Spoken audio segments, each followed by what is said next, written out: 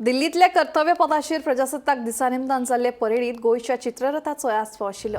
2 वर्सां उपरांत हे परेडीत गोयचो चित्ररथ दिसलो। स्वर्णिम भारत विरासत आणि विकास अशी थीम आशिल्ले हे परेडीत गोंया वतीन कावी कला, दिवजां आणि तरंगांचे प्रदर्शन केले।